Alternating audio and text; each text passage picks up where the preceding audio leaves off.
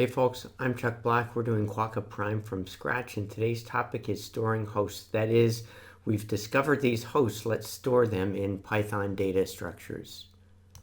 So let's remove these warnings that exist. It's nice to clean up sometimes. The first thing we're going to get rid of is this unused thing called unanswers. We use an underscore to mean we don't care about that. The second thing is this function within Scapy. Now, for some reason, PyCharm doesn't actually know about that, so it highlights it for us and gives us a warning. What we're going to do is we're going to say, let's just ignore that. So it's a context action, multiple ways to get there, but I'm going to go ahead and do that. The last warning is one that you'll see a billion times. It's at the end of the file. It likes there to be a new line for the end of the file, and there needs to be no characters on that new line. And so once you have done that, we've gotten rid of everything. You'll notice it does take a while for PyCharm to learn about it. It says that there's still a warning, but once it goes through and gets everything cleaned up, you can see there's a check mark. So that's good. So the next thing we're going to do is we're going to extract the learned devices from this ANS object. So we're going to use a for loop to do that. We're going to say for result in ANS.results.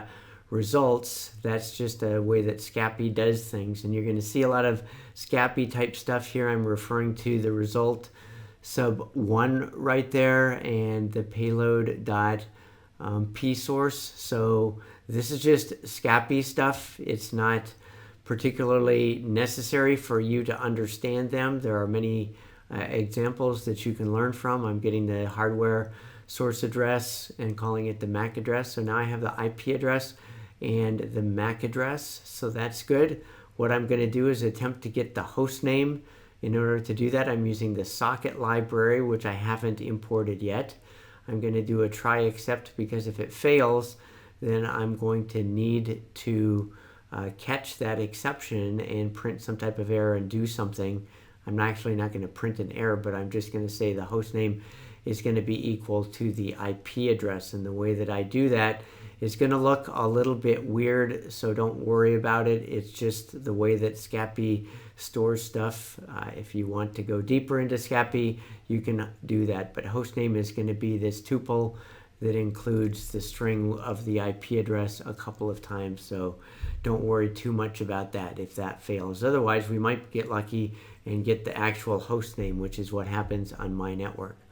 I'm going to set the last heard to the value for datetime.now. That's going to be exactly right at this moment.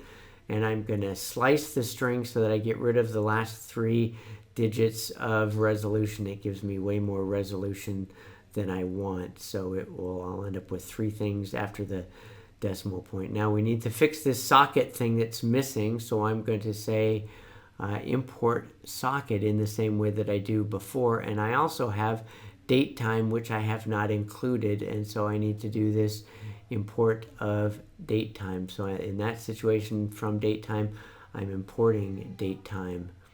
And so this will allow me to actually get some of these items that I want to have. And once I'm done with that, I can begin to consider creating my host object. So pay careful attention. I'm creating both my hosts dictionary. That's going to contain all of the hosts. And then for every individual host, which is what I'm getting at from inside this for loop, I'm going to create a host dictionary. So there's going to be hosts, plural, which is a dictionary of all my host objects. And this is my host object that I'm creating. And I'm going to have a key called IP address, which is set to the value of IP address. You can see a MAC address is going to be the MAC address. You can see that I have my bug there that I didn't put quotes around it. The key is actually the string MAC address and the value is actually the MAC address. Here I am creating my item which has a key of hostname, and that's going to be the hostname item from that host name thing that I got back from get host by adder, and that's going to be the 0 subscript item.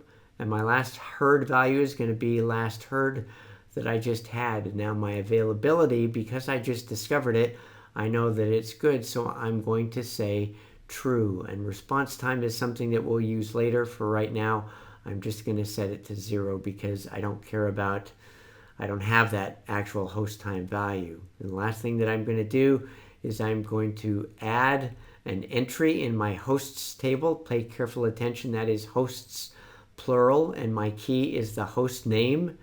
And I'm going to set that equal to the host object that I just created. That's the dictionary.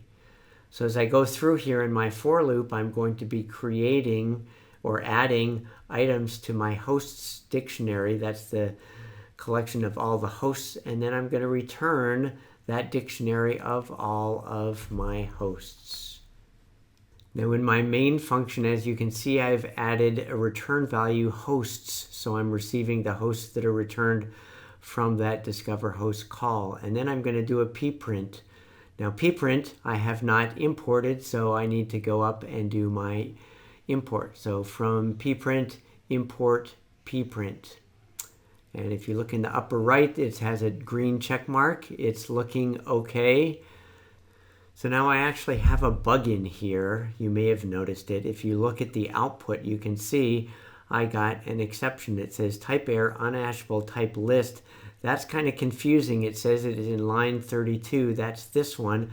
The problem is the actual host name is item 0 in there. So if I could use that by saying hosts with the key of host name sub 0, and that would allow me to use the correct host name. The other thing I could do is I could say hosts, and I could say host with the key host name. These would be equal to the same thing because I've stored that.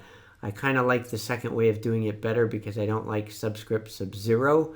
So let's go ahead and see if it runs, and lo and behold, it does run. And my pretty print is showing me all of these devices. Look at all this cool information that I have in my list of devices. And this is all stuff that I created by myself from this Scapy art ping results. So I went through in my for loop and I created all of this stuff. And now I have all of that data stored in my hosts dictionary. Hey, thanks for watching this episode on Quokka Prime from scratch. I'm Chuck Black.